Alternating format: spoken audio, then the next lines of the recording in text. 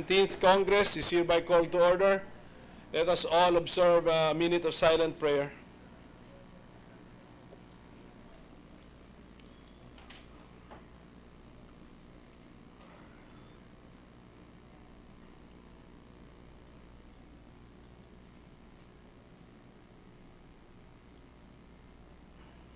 Amen. Secretary, please call the roll.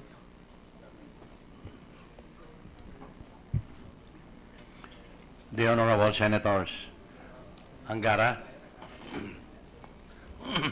Aquino, Binay, De Lima, Drilon, Ejercito, Escudero, Gatchalian, Gordon, Honasan, Hontiveros, Lacson, Ligada, Pacquiao, Pangilinan, Po, Recto, Soto, Trillanes, Villanueva, Villar, Soberi, Senate President Pimentel. With 15 senators present, the chair declares the presence of a quorum. Majority Leader. Mr. President, I move that we dispense with the reading of the journal of the 16th session, Monday, September 4, 2017, and consider the same as approved. There's a motion to dispense with the reading of yesterday's journal and consider the same as approved. Any objection? Hearing none, motion is approved. Move that we proceed with the reference of business, Mr. Any President. objection? Before that, I'm sorry. Yes, sir. Go ahead, sir. Would like to acknowledge the presence of guests in the gallery. We have a constitutional law students from the Pamantasan, Lungsod ng Maynila, headed by their class president, Mr. Jose Carlos de la Luna. The Association of Barangay Secretaries of Lopez, Quezon, headed by President Jodel Dries. Also, the Purong Barangay Michael Plabier and the ILG officer Yvonne Peria of Lopez, Quezon, Mr. President.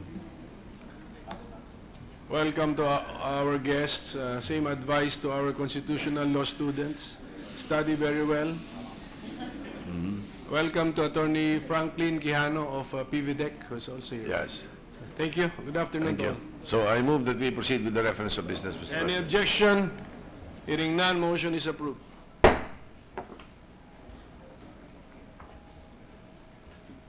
Message from the House of Representatives. Letter from the House of Representatives informing the Senate that on 29 August 2017, it passed the following House bills, in which it requests the concurrence of the Senate 6073, entitled The Final Forest Land Boundary of Agusan del Sur. Referred to the Committees on Environment and Natural Resources and Finance. 5675, allowing the rectification of simulated birth records and prescribing administrative adoption proceedings for the purpose. To the Committees on Women, Children, Family Relations and Gender Equality and Social Justice, Welfare and Rural Development. 6112, mandating the installation of safety monitoring devices in public utility vehicles and providing penalties for violation thereof. To the Committee on Public Services. 6165, granting the Dios Amor Es Broadcasting Inc. a franchise. 6166, extending the franchise to Filipinas Broadcasting Network Inc. 6167, extending the franchise to Mindanao Broadcasting Network and Broadcasting Network. 6168, extending the franchise to Pacific Broadcasting System Inc. 6169, extending the franchise to Philippine Broadcasting Corporation.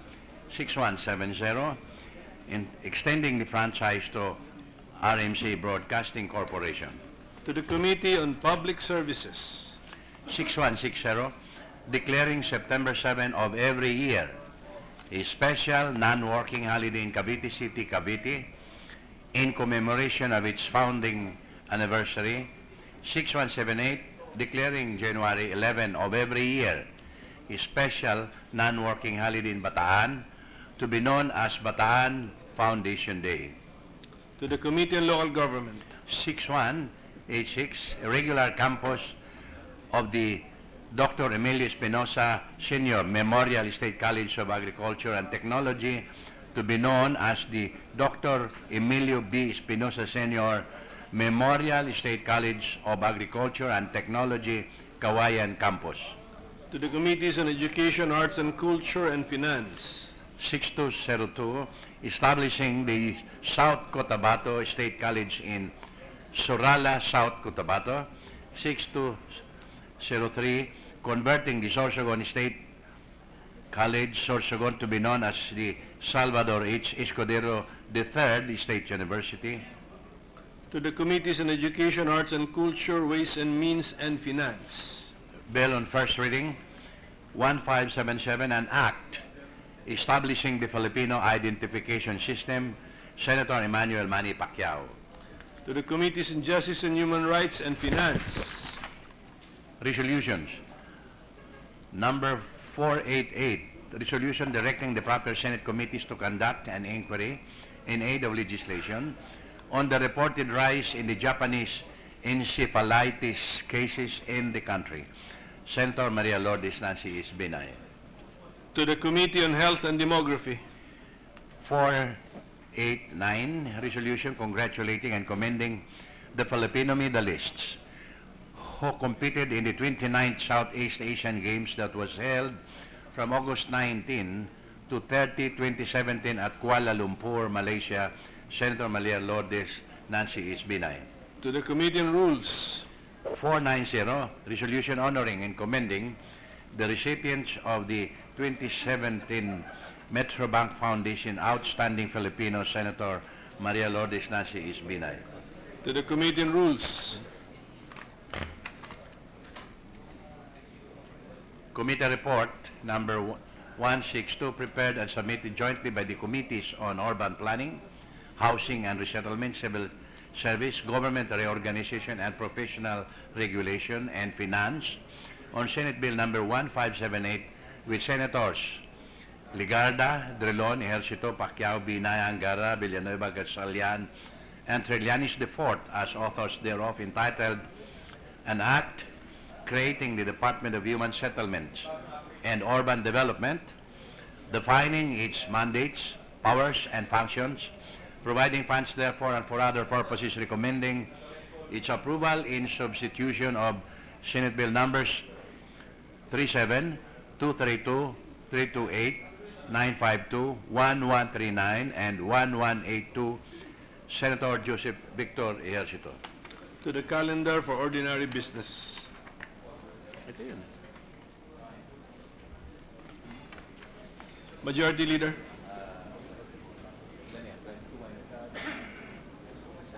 Mr. President, to speak on a matter of public interest, I move to recognize Senator Antonio Trillanes IV. Senator Trillanes is recognized to speak on a matter of public interest.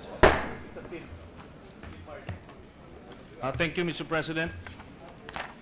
I rise on a matter of privilege to present the truth about the hearing last Saturday. And do not take my word for it. I'll be presenting some excerpts, video excerpts of that hearing. Text message mo, yung sinabit mo dito sa Senado. Nandiyan yung cellphone mo, di ba? Ano? Yes, Sir Honor. Okay. Yung tingnan mo yung text mo rito sa January 11, 9 a.m. Kay Tita Nani. Yes po.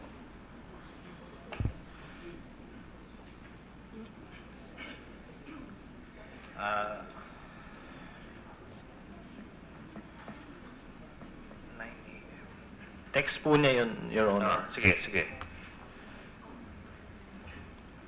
Sige, please read again. Good day, M. Mark. We'll make final arrangement with Jack. He is the handler of Paulo. Now we have to advance him the LMLN RO. He can fly down to Davao to arrange your meeting with Pulong ASAP. During the meeting, you personally turn over the 5 MLN. Same manner, you likewise turn over the LMLN to Jack when we meet. Last bar na ako, don't call just text. Okay. Hindi ba tong LMLN 1 million? Nagbigay din po ako sa grupo ni Yun. Jack. So, nagbigay ka. Nakalagay dito itong L na to, I believe this is 1. Kasi yung MLN, million. So 5 million, itong isa, hindi L ito, 1. So nakalagay, now we have to advance the 1 million, di ba? Yes. To Jack, so he can fly down to Davao to arrange your meeting with Pulong ASAP. During the meeting, you personally turn over the 5 million. Di ba? Same manner, you likewise turn over the 1 million to Jack when we meet. So, nagbigay ka ng? Nagbigay po ako ng 1 kay Jack. Nagbigay ka ng Jack. Tapos, ito na nga, because of this, pumunta ka na ng? Yes po, pumunta po ako ng Davao. Oh, sige. Nag-set po sila ng araw. Oh, sige. Then, ituloy mo lang. Ituloy mo yung kwento mo. So yun po. Matagal na po kasi, kaya medyo, ang naalala ko po, nagpunta kaming Davao, tapos sinundo ako ni Jack, tapos dinala niya kami sa isang restaurant, nandun po si Small. Nag-usap po kami. Tapos binigay ko rin sa kanya yung 5M. Tapos sabi niya sa akin, tatawagan na lang daw niya ako mamayang gabi. So hinatid ako ni Jack sa Marco Polo Hotel. Tapos, yun po, tumawag po si Jack sa akin nung gabi. Ang sabi po niya is parang nag-aalangan si Pulong daw, sabi ni Small. Kasi daw si father ko raw is siya yung nagbulgar nung mga swing noon ni Commissioner Alvarez. So sabi niya magulo daw yung grupong yan, ganyan. Sabi ko naman, retiro na yung tatay ko. Ako naman ang nagtatrabaho. Sabi ko magkahiwalay kami. Tapos nag-usap kami, nag-inom kami sa labas. Pagkatapos ng sabi niya sa akin, parang hihilutin lang daw yan, ganyan. Magdadagdag na lang daw ako. Sabi niya uli, dadagdag na lang daw ako uli ng 2M. Tapos tatawagan daw niya kung kailan ako babalik. So, pagkatapos po ng araw na yun, umalis na rin. Kinabukasan po, umalis na rin ako papuntang Manila. Tapos, hindi naman nila ako tinawagan regarding dun sa sabi nilang pababalikin nila ako. Tapos, nagtuloy-tuloy naman yung transaksyon kahit hindi nangyari yun. So yung 2 million hindi mo binigay ngayon? Nagbigay pa rin ako sa kanila. Kanino?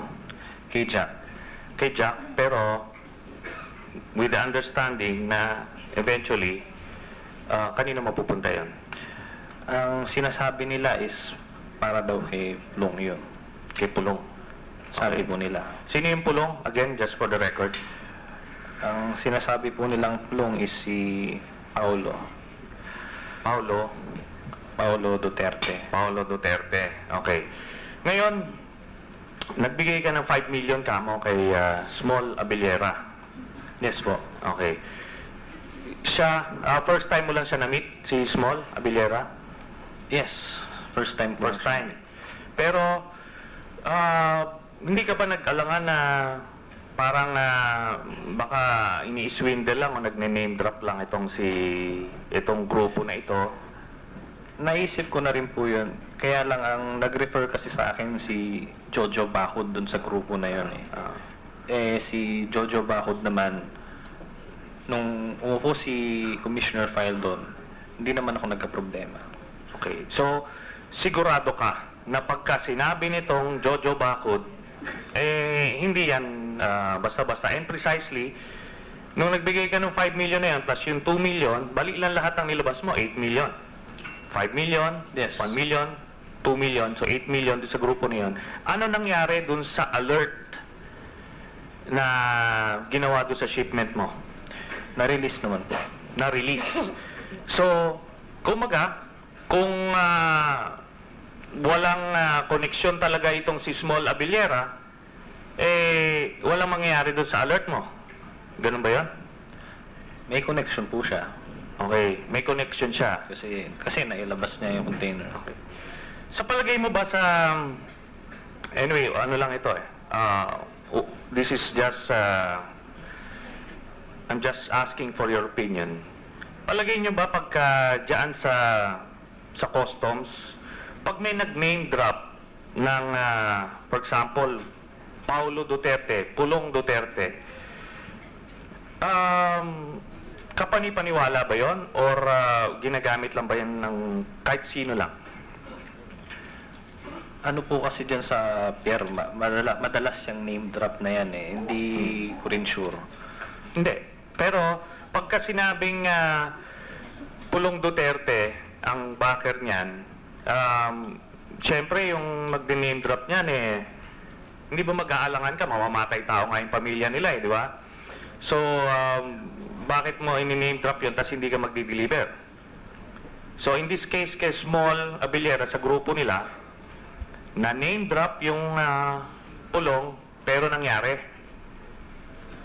natanggal yung alert mo, di ba? As you mentioned. Yes, Your Honor. Okay, so sigurado ka. Nung nagtatransaksyon ka doon, sigurado ka na, nung natanggal yung alert, sigurado ka na si Pulong talaga yung nasa likod nun. Hindi ko na-meet yung tao, Your Honor. Hindi. Tinatanong ko lang, as far as yung Davao Group is concerned, kasi nagbigay ka ng 8 million eh. Di ba? 8 million. So, kampante ka na totoo yung sinabi nga sa'yo na si Pulong yun nasa likod niya. Basta importante lang, Your Honor, may labas yung container. Oo nga, naintindihan ko yun. Pero kasi, ang pinupunteriya natin dito kasi ganito, no? Ito yung kung saan ko dinadala itong aking line of questioning at yung mga iniimbitahan kong mga witnesses. Merong 6.4 billion pesos worth na droga na pumasok. Okay? Bakit nakapasok ito? Dahil hindi ito sa glitch, hindi to computer glitch or incompetence, hindi. Yung mga nagpasok nito, sigurado sila na lulusot yung kargamento. Lulusot. So, sino yung mga nilalagyan para masigurado na lumulusot ito? Ngayon, may nag-alert nga eh.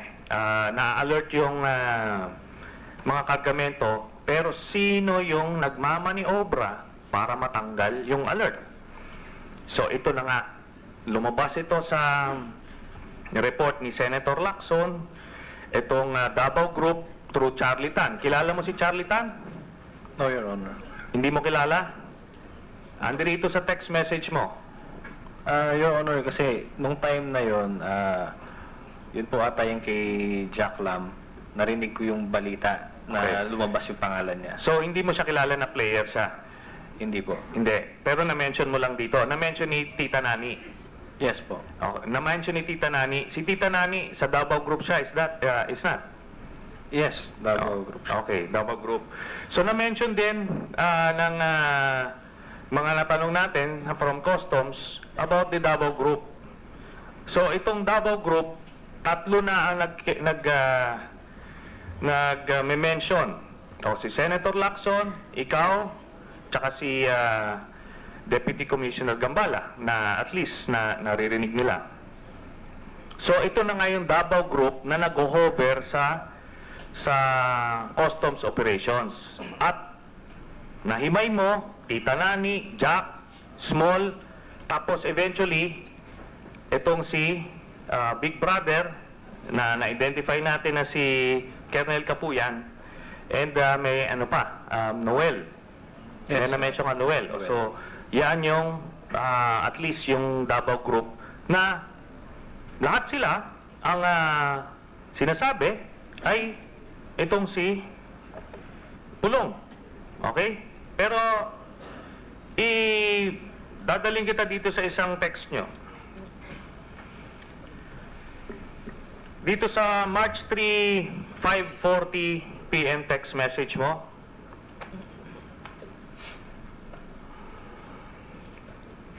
Opo. Okay. Ano yan? Pakibasa. Tita Nani, binigay ko na po kay Tito Jojo, pati yung kay P. Sino yung P? Yun po yung pulong po, pulong. Pulong is Paulo Duterte. Ha? Yes po. Okay, just to be sure lang. So, talagang, alam mo alam mo na yung binibigay mo ay kay Pulong Duterte. Di ba? Yes, Your Honor. Oo. Ngayon, magkano yung binigay mo niyan at the time? Your Honor, ang tagal na nito, hindi ko na maalala ito. So, ito yan yung weekly mo. Opo. Okay, yan yung weekly na binibigay mo. On average, magkano ka mo? Depende po sa dami ng container. So, yun na nga, on average. 100 po a week. 100 containers a week. So, in cash, magkano yan? Mga nasa 1 din po, 1M. 1 million. Okay. Ngayon, dadaling kita dito sa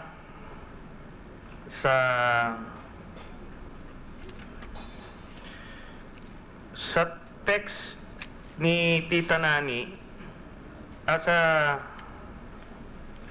text mo dito sa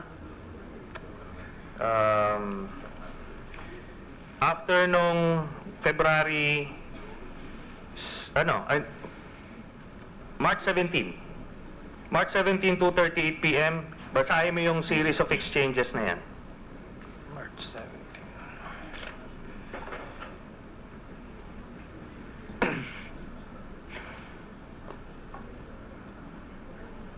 March 17, ano po? March 17, 2:38 p.m. Yung series of exchanges na yan. Where will I see you? I'm in Cubao waiting for driver. I'm waiting for the withdrawal, Tita. Maybe in UCC Makabagal. Tita, there's no need to panic. I haven't filed it yet. All I need from Tito Jack is for either P or Mans to call Collector Jet Marunilla that we have go signal for our SPL. Okay. Sino yung P ulit dyan? Si Pulong po. Sino yung Mans dyan? Yung Mans po, ito po yung asawa po at ni Mayor Sara. Okay. So, lumabas na. Pangalawa, for the second time. Ngayon, si Mans Carpio, andito sa text message niya. Ngayon, nakalagay dito, babasahin ko lang ulit. I haven't filed it yet. All I need from Tito Jack is for either P or Pulong or Mans to call Collector Jet Marunilla that we have go signal for our SPL. What is SPL? Special po. Special. Special container. Okay. Yun na. Na para hindi ma-alert o hindi makaka-clear siya, mailalabas siya. Yes, Your Honor. Itong si Mans Carpio, bakit lumabas ito dito sa text mo? Nababanggit lang po nila sa akin. Na member din siya nung Davao Group. Nasa likod din siya ng Davao Group. Yun po ang sabi nila. Okay. So, dalawa ang nasa likod ng Davao Group, si Pulong, tsaka si Mans Carpio. Sabi po nila. Hindi. Ganito yan, ano? Naintindihan ko talagang mabigat i-mention yung mga pangalan na yan. Pero nandito ka na eh. Di ba? Sabi ko nga sa'yo, ito naman, on record na ito. Di ba? So, Mans Carpio at Pulong Duterte, ang sa paniniwala mo, kasi nga sinasabihan mo tong Tito Jack na silang tatawag eh. So, naniniwala ka na sila yung nasa likod ng Davao Group. Is that correct? Yes, Your Honor. Yes. Okay. At this point, Mr. Chairman, I believe we have enough information that would warrant the invitation for both Attorney Mans Carpio and Vice Mayor Paulo Duterte to this committee hearing. Mr. Chairman, hindi ito, well, I heard the majority floor leader say that it's hearsay. Hindi ito korte, This is an investigative body. We're just establishing the truth. Pine-ferret out natin yung truth. Let them defend themselves. Huwag muna tayo mag-abogado sa kanila kasi... Mr. Chairman, hindi ako nag-aabogado. I'm just saying, at ang sinabi ko, if you overheard me, I said, pag-aralan muna ng committee. Sapagkat hearsay. It Okay. doesn't mean na wag. Well, Huwag mo akong pagbibintangan. well, Mr. Chairman, ganito yan.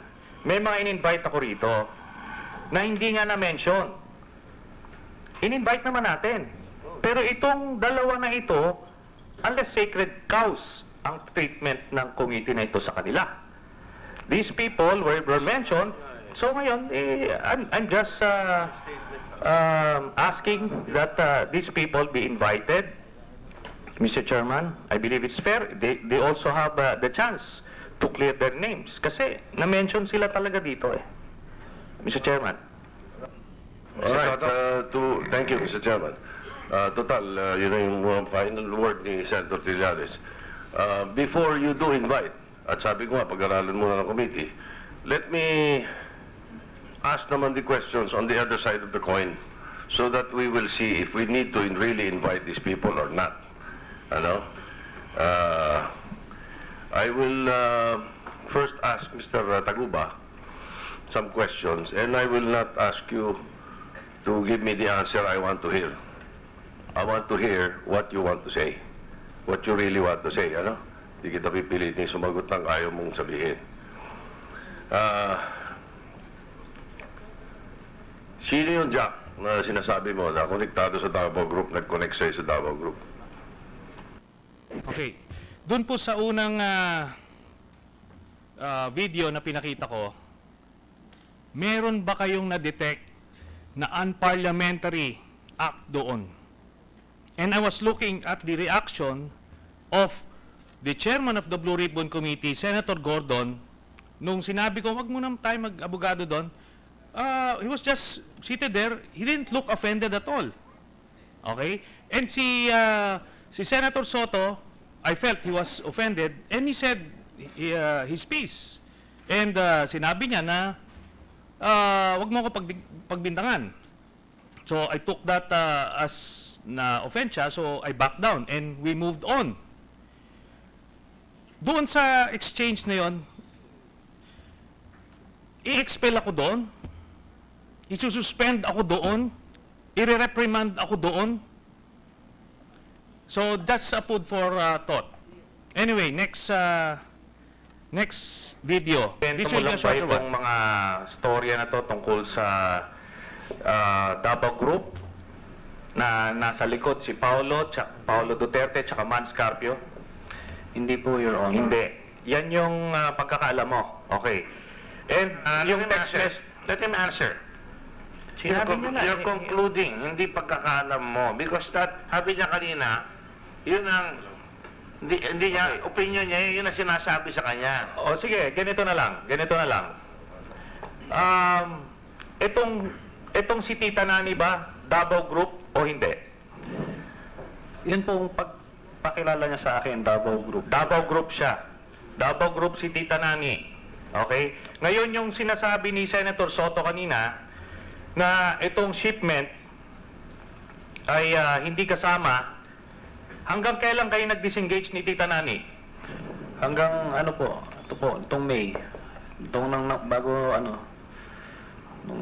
Natapos lang po nung nangyari itong issue na ito. Okay. So up to the end, ka-engage mo si Tita Nani? Opo. Davao Group din siya? Ang sabi po niya. Okay. Nagpalit ka yung sinasabi mo na itong si Small, yung grupo na yon, yung Jack, after a few months, di ba? Sino ang ipinalit ka mo? Ni Tita Nani? Yun pong si Big Brother po. Big Brother. Davao Group pa rin ba siya? Hindi. Tingin ko po, hindi po. Ibang grupo na po siya. Kanino siya nakakonekta? Siya na po yun. Siya na yung tingin ko siya na po yung likod ng grupong yun. Paano mo nalalaman yun? Kasi po, pag nagmi-meeting kami, nung nag-meeting kami one time, takot sa kanya yung mga sila Tita Nani pag nagkasalita siya. So yun ang perception ko po, na siya yung pinaka-head. Perception mo. Pero you're still dealing with them as Davao Group. Pinalista ko kung sino yung mga members ng grupo na yun eh. Sinabi mo, nagpalit ka, kung yung dati si Small, then eto na, si Big Brother na, but it's still the same Davao Group, as you mentioned. Merong si Tita Nani po. Si Yun Tita po. Nani nga. Di ba si Tita Nani, she's representing somebody. Yes. Di ba? Itong mga sinasabi, ito lang yung mga nagpa-facilitate. But si Tita Nani nagkukumpas. Kaya nga doon ka nakikipag-usap eh. Di ba? Yes, Your Honor. So Tita Nani is still part of the Davao Group, as you mentioned. Di ba? Nani-refer ni Jojo Bacud. So, up to the end, na dito sa shipment ng Shabu, yung Davao Group ang pinag-uusapan. Nagpalit man ng mga emisaryo, but it's still the same. So, yun ang sa akin dito. I will turn this into a motion, Mr. Chairman. I move that the committee invite Attorney Manscarpio and Mr.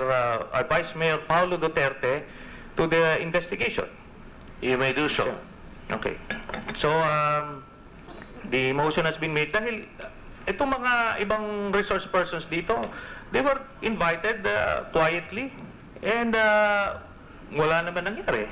So, bakit suddenly masyadong jittery or binabadger na yung nagsasabi? Are you accusing the chair or Senator Soto that we're badgering the witnesses? Well, if you feel alluded to, then No, that's you that's better. You know, problem. you're so fond of making names here. Well, Like making general statements. Okay. Well, So ganito yan. if you want to make general statements, you better prove it. O, ito, Mr. This is Chairman. the Senate of the Republic of the Philippines. Mr. Chairman. This is not a cockpit of chismis.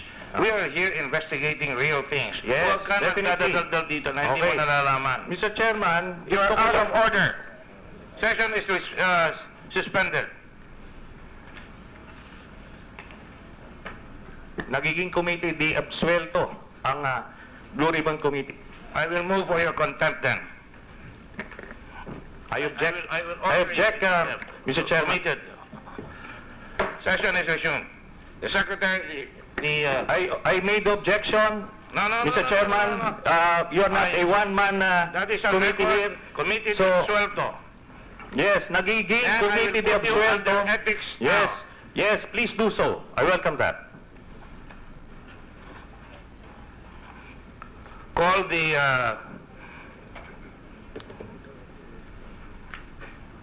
Mr. Chairman, Mr. Majority Floor Leader, the gentleman from wherever he comes from says that this is a committee de absuelto. No, Mr. Chairman, you read into the records. For that matter, it Committee was de already absuelto. suspended. That was And- made in public before Yes, television. but you need to It is an check your ethics- facts, ethics Mr. case Chairman. that I want to file finally. This gentleman has been Please do has so. been Please do accusing so. everybody Mr. in the Chairman, please Senate. do so. Has been accusing everybody in the Senate of everything. Only you, Mr. Chairman, Oh, only no, you. no. In the past, you got away, Senator Subiri, and you almost got into a slugfest. Suspended naman, di ba? Hindi, I've already resumed. I am asking the Majority Floor Leader to convoke the Ethics Committee, and I will file personally an Ethics Committee case against the gentleman from Bicol. So let us proceed. And the chairman would like to tell the gentleman from Bicol to behave himself. Otherwise, I will put the Sergeant at Arms before him. Mr. Chairman, I have The done chair that. has already ruled. You are not recognized. Go ahead. Well, Mr. Mr. Chairman, Abidera, I want to ask you questions. Mr. Chairman, I maintain my What objection? Regarding your irrational ruling and behavior as chairman of this Blue Ribbon Committee, Excuse me. and I've always acted rationally. I am a you've been senator of doing this country. I a have one-man show, a monologue for Yes. several hours. I believe that's not hours. normal. And I will not answer you. You're out of order. I will not dignify. I will not dignify all your one-man statements, all your observations that are completely out of order. The trouble with this gentleman is every time he doesn't like it, he will conduct a coup. And then he will be forgiven, and then he will go to the Senate, and then he will conduct another coup, and then he will be forgiven again. and ikaw nag-barricade ka sa Subic just to hold That's on to your correct. position. That is That's correct. even pathetic, Mr. Chairman. Napaka-elementary ng nangyayari. Tigilan niyo na yan. No, it's all right. I can handle this guy. Kapangit, saka sa buong ano yan. Yes. Okay na yan. Yan, na committee niya to. Hayaan mo siya. Gumawa ka ng committee mo. Kaya gumawa ka ng sarili mong press. Sabihin mo, committee niya to eh. Hindi ka, talo ka sa hindi ka. Kaya mo na siya.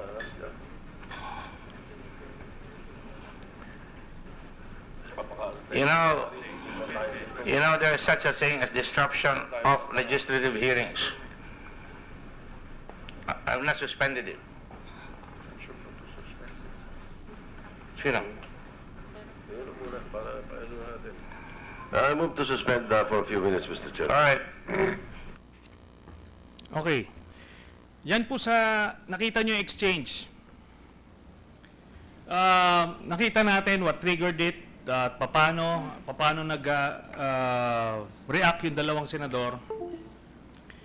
In my own observation, some rules of parliament and procedures were broken by Senator Gordon, primarily the right of the minority to be heard, dishonestly insisting that the phrase committee de absuelto was made on the record when you have seen that the statement was made after he suspended the hearing. And I will go to that point later, the importance of that point. Then, he disregarded the objection of a member of the committee. He also disrespected and insulted a member of the committee. He also mentioned cockpit of chismis, insinuating that I was just peddling rumors, when clearly the information came from his resource persons. He further insulted me by saying, wag daw ako magdadaldal nang hindi ko nalalaman. If at all, the committee de absuelto remarks are but a response to his cockpit of chismis remarks. As in previous committee hearings, as chairman, he monopolized the flow of the proceedings by conducting monologue for hours, thereby not giving an adequate opportunity for the other senators to ask questions. These are the unparliamentary acts. Normally, I am not the whining type and could have easily let these things pass, so I could focus on the more important issues at hand. But in the spirit of justice and fairness, at the appropriate time, I'd be filing my own ethics case against Senator Gordon for his unparliamentary and unethical acts as senator and chairman of the Blue Ribbon Committee. I will also expose his corrupt acts as chairman of the Philippine Red Cross. But I digress. I digress. To my defense, let me stress the importance of statements made on record. Senate rules or the rules of Parliament only cover words said or actions done while in session or the hearing is ongoing. Conversations while a session or hearing is suspended or adjourned are not covered. Statements made in private or in the senator's lounge are definitely not covered. Kunyari, nagkwekwentuhan yung dalawang senador dito, is that covered? No. So, maliwanag ang ating rules. Ngayon, let me recall, and statements made in the media are not covered. Let me recall how then Senator Alan Cayetano called former President and then Senator Noynoy Aquino as abnormal, and how the other senators publicly maligned former Senate President Manny Villar prior to and during the 2010 elections. I was also once called a mosquito by the late Senator Joker Arroyo. Lastly, we clearly remember how the late Senator Miriam Defensor Santiago called a lot of senators or resource persons fungus face or imbeciles. Yet nobody dared to call her out. Previous instances cited where Senators Pacquiao, Ejercito, and Zubiri were claimed to have been offended were attributed to statements made in the media, and they only felt alluded to. They were never individually named. We are all political figures here. We are in the business of influencing or being influenced by public opinion, to forge public policy or to promote public interest. Our primary weapons are words. The unwritten rule is, if you can give it, then you should be able to take it. Nakita nyo doon sa video, ilang insulto ang binigay sa akin, then ako naman, I responded through words. And since we are in a democracy, we can be liberal in our use of words to pursue our political message. But the line dividing what can or cannot be said or done while in Parliament or even in media is quite clear to me. Even in this era of kabastusan at pagmumura under the Duterte administration, for as long as I'm not cursing or using cuss words and I'm not physically hurting anybody, then I am not crossing that line. I have never crossed that line. Now, even assuming I said committee de absuelto while the hearing was ongoing, the terms lawyering o nag-aabogado and committee de absuelto are not offensive language by any standard. My standard for offensive language is this: if I say a word or phrase to a person and that person would instantly slap or punch me or get mad at me, then that is clearly an offensive word or offensive language. Like the F word or Duterte's favorite PI, for example. But the term lawyering could either mean a noble profession or a way of defending someone. It is by no means an intrinsically offensive or bad word. It may have bruised the ego of Senator Gordon, but in the video, apparently, it did not. But saying that word, no matter how you spin it, is not unparliamentary. As to the term committee de absuelto, just try telling that to 1,000 people and see if they'd be instantly offended by it. I'd even be surprised if they would react at all, precisely because it is not an offensive language per se. Let me cite an example to highlight the difference between being offended and an offensive language. During a heated debate, then Senator Enrile said to then Senator Alan Cayetano, and I quote, yung kahoy na pinagawa sa bahay nyo, saan galing yun? Unquote. Talagang nakaka-offend, talagang masakit yung pagkasumbat na yon, yet not a single word used in that sentence is offensive language. Still, then Senator Cayetano just sucked it all up because he knows that then Senator Enrile already lost the debate when Enrile resorted to ad hominem attacks. No ethics case. Let me now bring up the controversial na ano ka lang remarks of the majority leader which were made during the hearing of the Commission on Appointments addressed to then Secretary Judy Tagiwalo. I recall the outrage of the various women's groups then, but when asked as a member of the Ethics Committee to comment about a possible ethics case, I said that while it is unfortunate that Senator Soto's remarks offended a lot of women, quote-unquote na ano ka lang, per se, is not offensive language, which is the one prohibited in the Senate rules. Iniisip ko at the time, i-expel o isususpend ko ang isang senador dahil lang doon? Hindi ko minamaliit yung pagka-offend ng mga kababaihan. Pero mas mabigat sa akin yung mandato ng taong bayan na naghalal sa kanya. Kahit censure o reprimand, hindi ko magawa kasi may liwanag na sa rules. Bukod pa ron, nakakita na ako ng mas maaanghang pang palitan ng salita na napalagpas naman. Ngayon, lawyering at committee de absuelto lang na si Senator Gordon lang ang na-offend, ipapa-expel, ipapa-suspend, or even ire-reprimand ako? Parang hindi naman yata tama yan. The rules were designed to set a standard that could be applied to everyone with no ambiguity, wherein offensive language is not relative to the sensitivity of feelings of each individual senator. Hindi ito issue ng majority or minority. Para sa lahat ito, dahil the precedent we set now could be applied to you pag nasa minority ka na at pwede ka na rin pagkaisahan. Sana wag tayong ganun. At any rate, I fully trust the wisdom and judgment of my colleagues. Kilala nila ako. Alam na mga kasama natin dito na passionate lang ako or emotionally transparent ako sa mga issues na malapit sa aking puso. Gaya nyo, meron din akong ipinaglalaban. Maaring minsan magkatunggali tayo sa mga issues, pero alam nyo na sa labas ng politika, hindi ako masamang tao at wala akong masamang hangarin.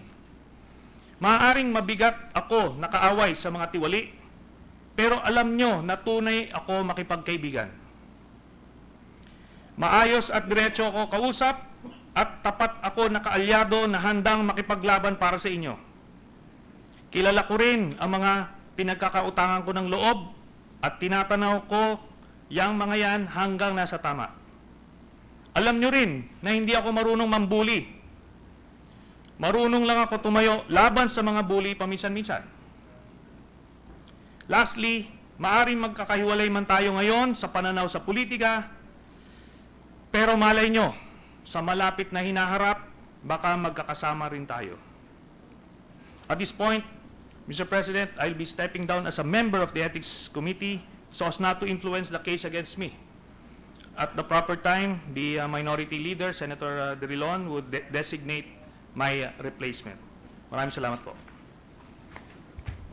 Majority Leader. Mr. President, Senator Manny Pacquiao wishes to take the floor and ask Senator Trillanes a few questions. Senator Pacquiao is recognized.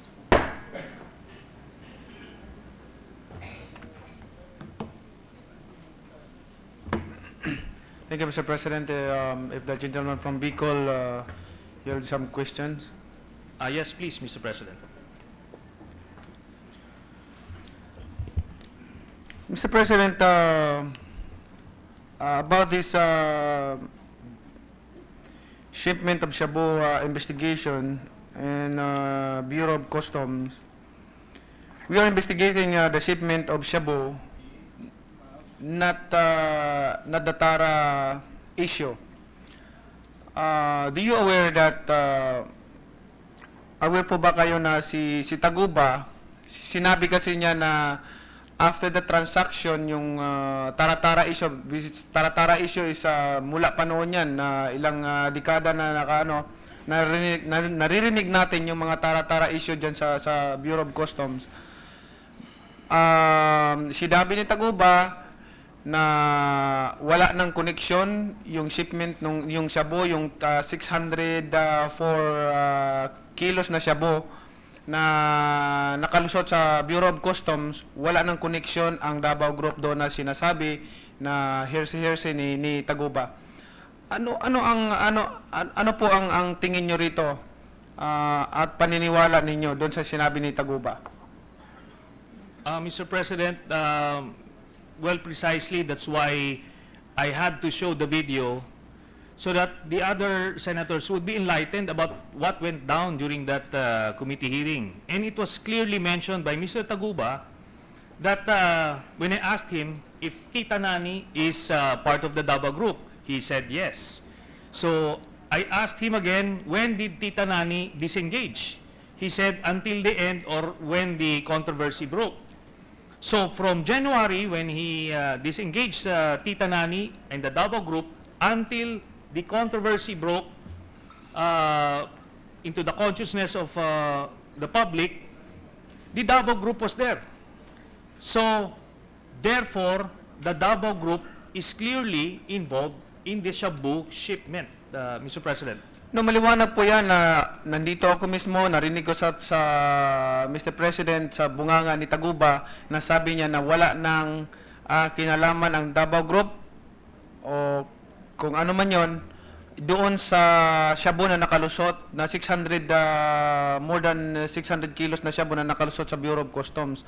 Wala ng connection ang alleged, Mr. President, na Davao Group.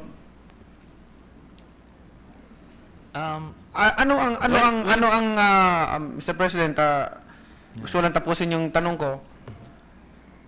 Ano ang gusto mong palabasin dito na investigation? We are investigating also the Tara issue, or we are investigating the shabu shipment? Actually, Mr. President, I filed another resolution in relation to the Tara system as exposed by Senator Lacson. And I believe they are interrelated. So same way that during the subcommittee hearings against the former Vice President then, when we were questioned about the coverage of the hearings and we were expanding beyond what was stated in the resolution, I filed another resolution that covered everything, so we didn't need to terminate one hearing and start the next. We just continued it since it was interrelated. So that was the purpose of the resolution that I filed. And clearly, as I mentioned, when I asked Mr. Taguba, the Davao Group was involved not only in the Tara system, but in the drug shipment. So, that's all, Mr. President. Thank you, Mr. President. Mr. President, I just want to ask if the gentleman from Bicol aware of this issue, name dropping. Name dropping. Kahit ako, nagamit yung pangalan ko, ginagamit din na name dropping kahit hindi ko alam. At itong aware po ba, Mr. President, kayo na itong si Taguba na lagi niyang sinasabi na yun po ang sabi na Paulo Duterte, pero hearsay lang po yung naririnig niya. So, gusto ko po kayong tanungin kung naniniwala po ba kayo sa hearsay. Naniniwala po tayo dyan na nangyayari po yan if the gentleman from Sarangani and General Santos is referring to that phenomenon of name-dropping which is high-profile personalities. So it happens, and acknowledge that. But in the case of Mr. Tagupa, if you would review the transcript, I asked him what made him certain about the Davao Group as being backed by Mr. Pulong Duterte. His response was because they make things happen. So when his shipments were alerted and the Davao Group would intervene, then lo and behold, the alert would be lifted and his shipments would be released. So, and Mr. Taguba was referred to the Davao Group by somebody he trusted. And that's why he trusted the credibility of this group enough that he parted ways with 8 million pesos. So, and after giving 8 million pesos, his shipments were released and they were not alerted at all for the next few months. So, the proof of the involvement of influential people was validated by the actual release and the facilitation of the release of the other shipments, Mr. President. Thank you, Mr. President. But, my next question is about what happened in the hearing of this investigation. Hindi niyo po ba sinabi niyo po ba na committee de absuelto? Am I correct po? Dalawa doon sa nakita natin doon sa hearing. Nung una, after nag-suspend yung hearing, sinabi ko, nagiging committee de absuelto na ang Blue Ribbon Committee. Nakuha ng national TV yon, but as far as the records are concerned, wala yon. So, kaya nga in-stress ko na statements made habang suspended or adjourned ay hindi covered. Kunyari mamaya mag-adjourn si Senate President dito, mag-alisan yung mga tao at buksan ko yung mic dito, kahit na ano pang gawin ko, hindi yan pwedeng i-cover dun sa Senate rules natin na unparliamentary acts. I understand that, Mr. President, but when we watched the video, nag-resume na si chairman, ang chairperson, and then you say it again. Yes. Binanggit niyo ulit na committee de absuelto. Okay. Yes, this is your word. Yes, nagiging committee de absuelto na itong No. Mr. President, the gentleman is confused because when the session was resumed, the chairman, Senator Gordon, said clearly, it's on the record, committee de absuelto. He was the first one who mentioned it on the record. Then, I just said, yes, nagiging committee de absuelto. I basically affirmed yung sinabi niya. So, as far as the Senate, the records are concerned, he was the one who said it. No, First. You're confirming it that you said it. No. The records, do you want us to review the video, Mr. President? Hindi na. Well, nakalagay doon, once the session is resumed, Senator Gordon went to the mic and said, it's on the record, committee de absuelto. Then I said, yes, nagiging committee de absuelto. So, what can you take out of that? It was Senator Gordon who actually said, committee de absuelto. And I was agreeing with him, rather. Mr. President, yung pagsabi ng committee de absuelto, hindi po ba yan pagsira ng credibility ng committee? Well, as I mentioned, Mr. President, committee de absuelto per se is not offensive language. I can approach the audience here and tell it to their face, committee de absuelto, and they'll just be puzzled. Why am I saying that? So, it means it's not an offensive language. And I mentioned the importance of saying things on record and outside, meaning in the media, I went to the extreme. When Senator Cayetano openly said to then Senator Noynoy Aquino, abnormal si Noynoy Aquino. That's way more offensive than committee de absuelto, Mr. President. My next question, Mr. President, I would like to ask, the committee is part of the Senate, hindi po ba? Yes, Mr. President. So when you say offensive words in the committee, you are not only hindi ka lang nagsasabi sa isang kasama, kundi sa buong kasamahan mo. I totally agree, Mr. President. Yes, and then, Mr. President, I want to ask the gentleman from Bicol if he say offensive words, kung nakapagsabi ba siya ng offensive words on that hearing. As the audience, everyone have seen the video, and I can categorically say, wala. I did not utter a single offensive word during that hearing, Mr. President. Is pathetic words is not offensive, Mr. President?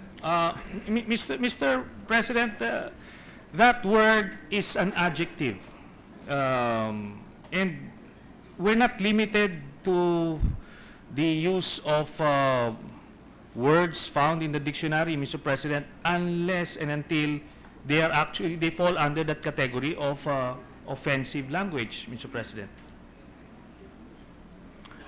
Thank you, Mr. President. Thank you, my colleagues from Bicol. Maraming salamat din, Mr. President, sa ating kasamahan from General Santos and Sarangani. Mr. President, Mr. President. Senator Subiri. Thank you, Mr. President. Senator Subiri is recognized. Mr. President, not to interpolate my good gentleman from Bicol, but Yes. basically, I'm not a lawyer, although I used to be a majority floor leader. And I'd like to read for the record, or on the record rather, Rule 34 of our rules. Under Rule 34 on Parliamentary Acts and Language, Section 93, and I quote, "Acts and language which offend the senator or any public institution shall be deemed unparliamentary."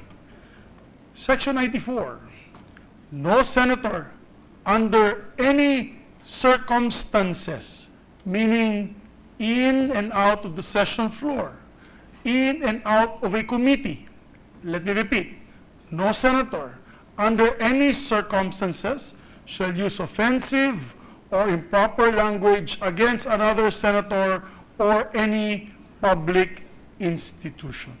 Now, and I don't want to debate with my good colleague here because mine is just, there's already been an ethics case filed.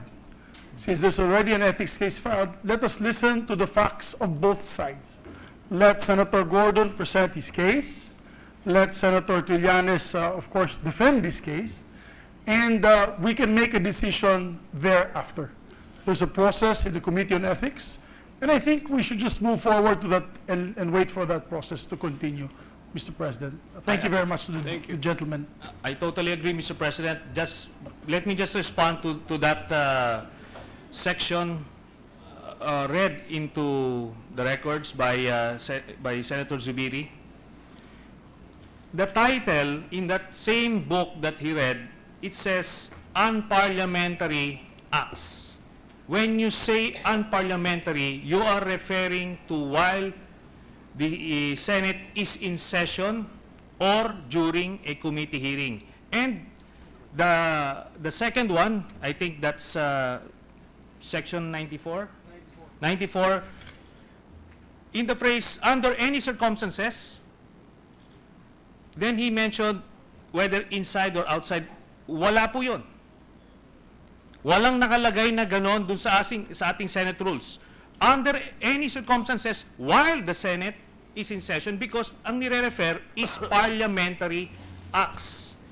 So, I believe the rules are quite clear. Hindi pwedeng yung nasa labas ng session. When we say parliamentary, we're referring to while the Senate is in session or during the committee hearings, Mr. President. May we have a final word on this because, Mr. President, this debate should be done in the Committee on Ethics, not I in the agree. plenary That's session. what I was going to say, Mr. President. So, go ahead. Thank you, Mr. Majority Leader. You put words into my mouth. I'm Actually, I was going to say exactly the same thing. We will decide on the Committee on Ethics how this will be interpreted. And it's a collegial body. So we will make a decision one way or the other, and we will vote upon it. And the vote will be final. Thank you, Mr. President. In that case, Mr. President, the privilege speech and the ensuing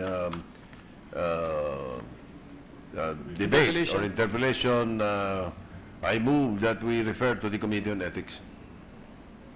Okay. Before I act on the motion, I want to emphasize that the speech of Senator Trillanes is a good illustration of the use of video clipping. We have a new rule, Resolution number 21, which limits the use of videos and other films, video clips, multimedia to 30 minutes.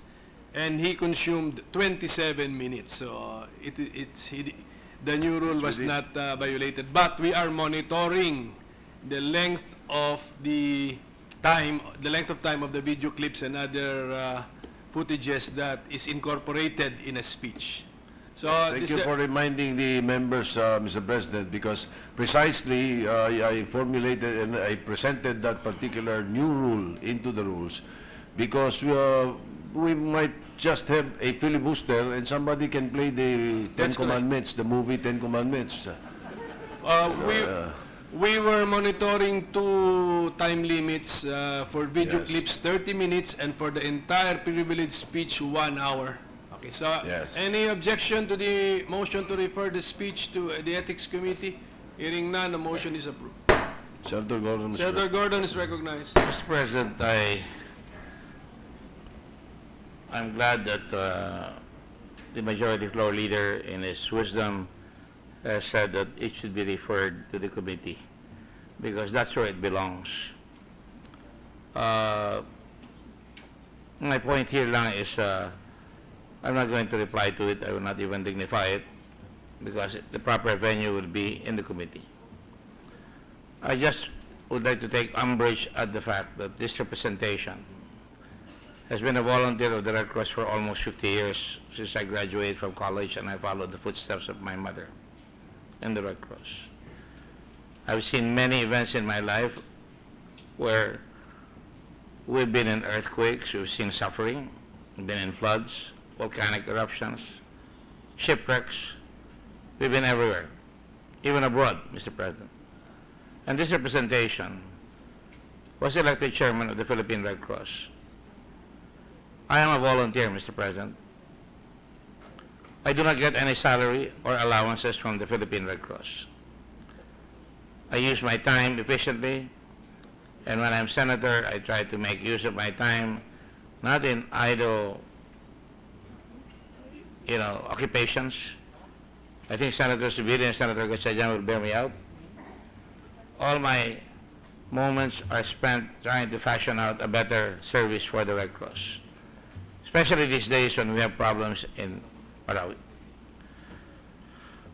And that is why I would like to put it on record here that I'm also a governor of the International Federation of the Red Cross and Red Crescent Societies. That is an honor that I feel very, very proud of. And I've been awarded by the Japanese Red Cross and by the Philippine Red Cross and by the Philippine Volunteer Movement, all these things. I just appeal to any senator in the hall to be very, very careful. You can hurt me, but do not hurt the movement. We try very hard to make sure na ang Red Cross ay hindi masasaktan kahit na kailan. Mr. President, I once appeared on a television commercial in Procter & Gamble, of which was my first job. I was asking money from the Procter & Gamble people to provide us with a contribution because at that time we were having shortages in money. At that time it was not in the budget of the Procter & Gamble people to provide resources. I introduced Safeguard into the country as a Procter & Gamble brand man. And so I asked them, are you making any initiative with Safeguard? And they said yes. So I volunteered and I said, why don't you make me the pitch man? I will push Safeguard and we can talk about it later, what if you are going to give anything. Mr. President, I appeared in that commercial. And when it was done, the Procter & Gamble folks called me and gave me 12 million pesos in the name of attorney Richard Gordon. And I returned that check, Mr. President. And I said, please replace the check in favor of the Philippine Red Cross, because that's where it should belong. I'm not saying that to say I'm a martyr or I'm trying to get a pat in the back. I try not to do that.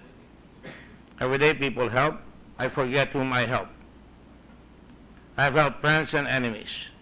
But to malign the Red Cross in this hall, Mr. President, and that is always been the problem of certain individuals, particularly the gentleman who gave the privilege speech.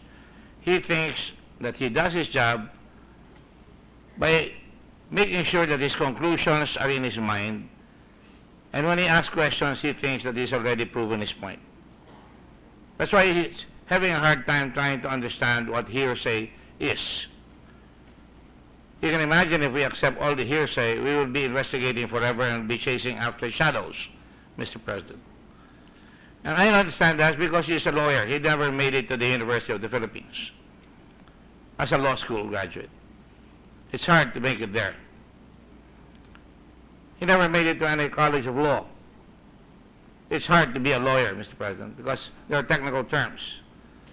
And I can appreciate the fact that it is a convenient excuse, perhaps, to hide behind ignorance and sometimes even stupidity to be able to protect oneself. And so, Mr. President, I don't want to go any further. I think the case has been brought. Far be it from my mind to hurt anybody here.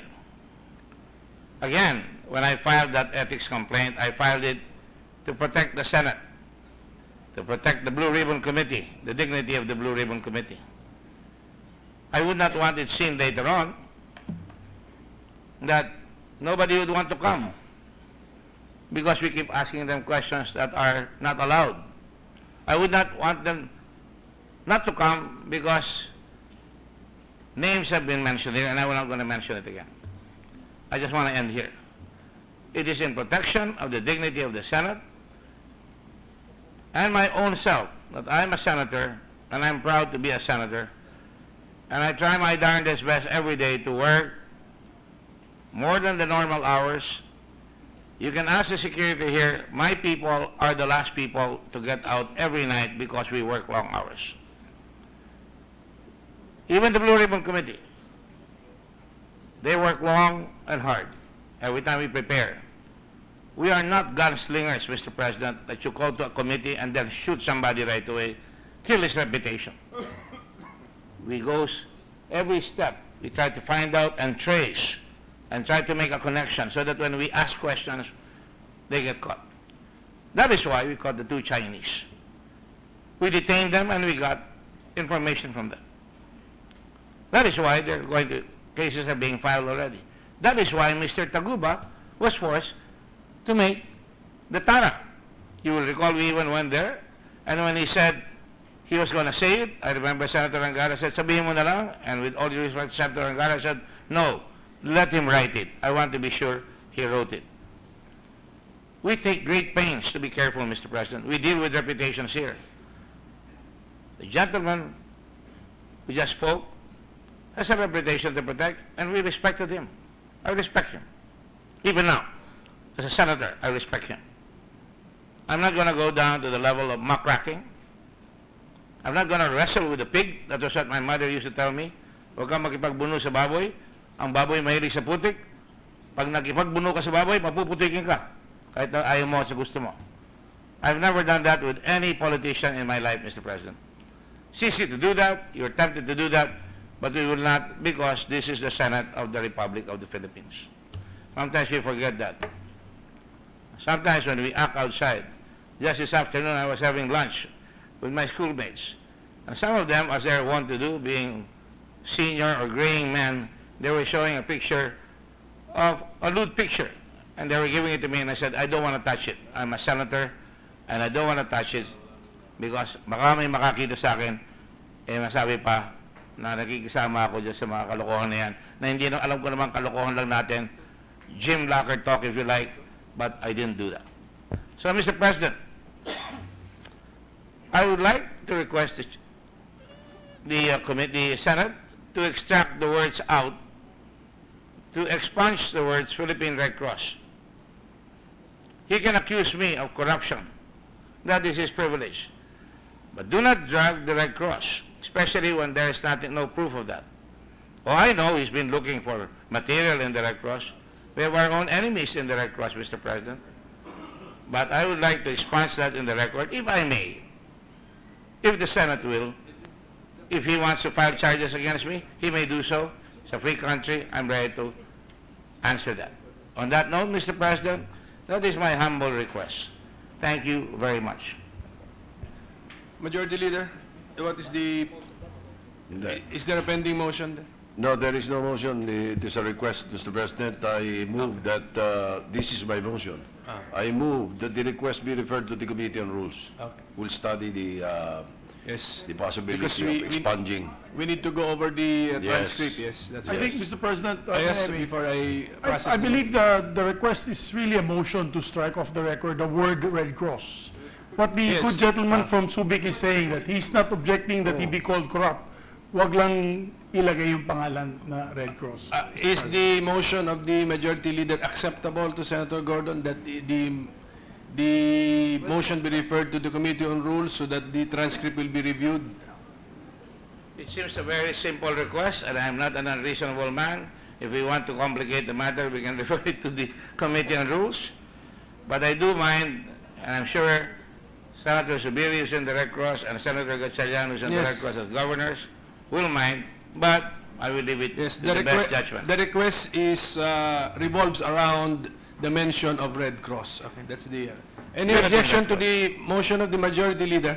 Senator Trillanes? Mr. President, I object to that motion precisely because I will be, the motion of Senator Gordon. There is no Mr. motion, Mr. President.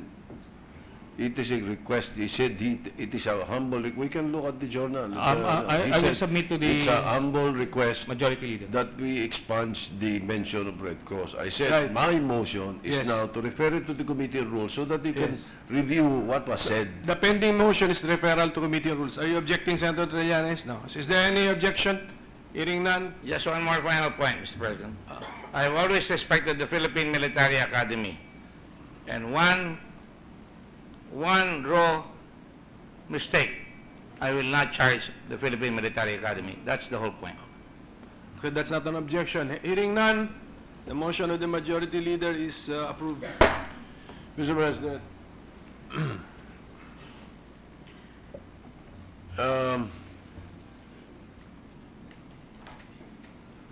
there are a number of bills on the agenda, but the climate does not, the environment does not feel good. So I move to adjourn the session until 3 o'clock in the afternoon of Wednesday, September 6, 2017.